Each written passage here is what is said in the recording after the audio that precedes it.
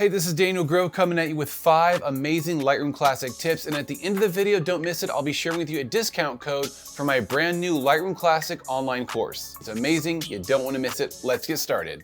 Let's say you've got a bunch of images here and they're a little bit crooked and you would like to level them, but you don't want to do it on every single photo one at a time. Well, there's an awesome tool for auto leveling. First, select your group of images that you want to level, press D for develop, make sure auto sync is turned on so the switch is in the up position, and then go to your transform panel and click level and then check constrain crop. Sometimes this will help it from rotating and getting white edges. Now, if I press the letter N for survey mode, this will view all the photos and you can see them. They just updated in batch and they're all leveled according to Lightroom's best judgment. Now, sometimes it's wrong, so you can go back and maybe undo 1 or 2 of them, do it yourself manually. But generally it's pretty good. It's looking for vertical lines and horizontal lines and bodies and things like that. And it'll try to make everything straight just through rotating. So really handy and a big time saver, especially when you have photos that include a lot of geometry, like architectural stuff like these guys. Let's see if they're straight. I'm going to turn on level and yeah, just a pixel change. What about the other ones? Boop, boop. There we go. Not bad. I was pretty close, but apparently Lightroom did a better job than me. So there you go. Auto leveling. Tip number 2 is you can tell Lightroom what to show you inside of a folder, whether you're seeing its subfolders or not. Now in this photo shoot, these are all the professional photos that I took myself with my cameras, but there's also a folder of BTS behind the scenes that my assistant shot, which is right here. This is with their camera. Now, if I'm editing my pictures, I don't want to see these. So let's go to the Cambria top folder.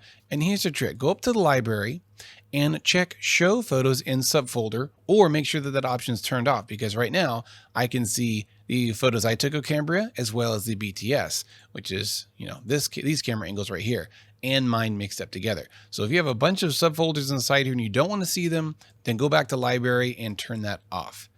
Tip number 3, using the filter bar to show specific cameras and or camera settings that were used. So in this folder, Bailey and Dante's wedding, I photographed it with 2 different cameras and I had 2 other photographers also photographing the wedding at the same time, different angles, different activities, and there's a lot of different cameras involved here. What if I only want to see mine? Well, you may have noticed these are already color coordinated, which I use the color labels to colorize my photos as well as my other 2 photographers separately. So visually that makes it easy, but let me show you how to use the filter bar because it is incredible. It's right up here at the top. If you don't see it, press the / button and you'll see the filter bar.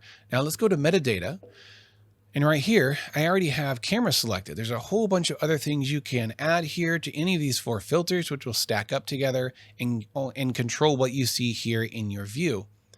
So right now I'm going to choose to only view the photos that were taken with a Canon R6, which is my cameras. These are all, see the color coded red. So here we have 2,300 photos taken by me, 461 taken by the other camera right there. We can also view camera serial number. Let's say you want to view a photo taken on your camera, which I'll select Canon R6.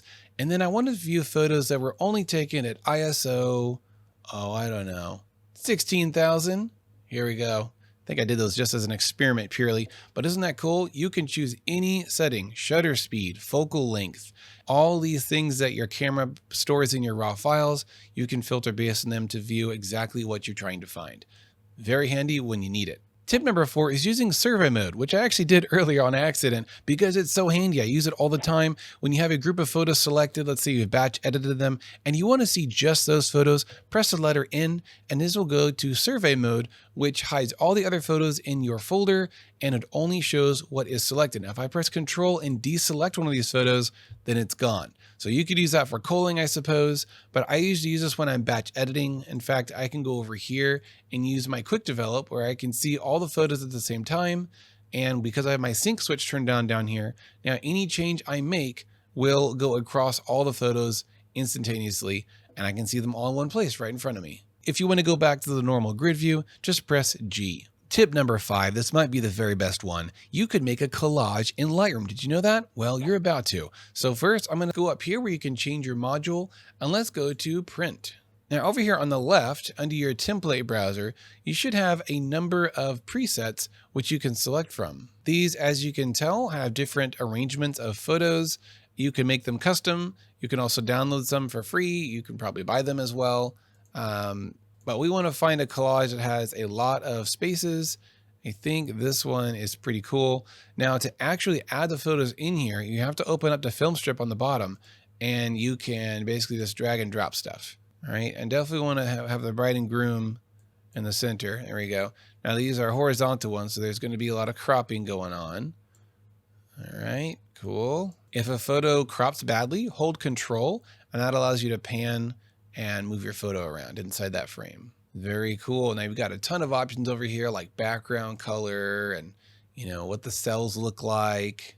I actually have a whole video dedicated just to making collages in Lightroom. So if you're interested in this, go watch that video. It's great. And of course, when you're done, you do print to file and you can save it as a finished JPEG. That's it for this video. Thanks for watching. Be sure to stay tuned for part 2. And in just a second, I'll be sharing with you the discount code for my Intro to Lightroom Classic video. So I just put out an amazing online video course called Intro to Lightroom Classic. This video course has everything you need to know to get started in Lightroom, to use it efficiently, to work quickly, batch editing, masking, special effects, everything. It's really good, guys. If you want to learn Lightroom Classic, even if you've been using this program for years, you need to watch this course because I guarantee you there's some amazing tips in there that you didn't know about. So as promised, here's the discount code for that course. Go online in the link down below, get the course, use that discount, and you will thank me years into the future that you finally learned Lightroom Classic and all that it has to offer. It's an incredible program. So hope you enjoy that. If you have any questions, ask down below. Thanks for watching this video.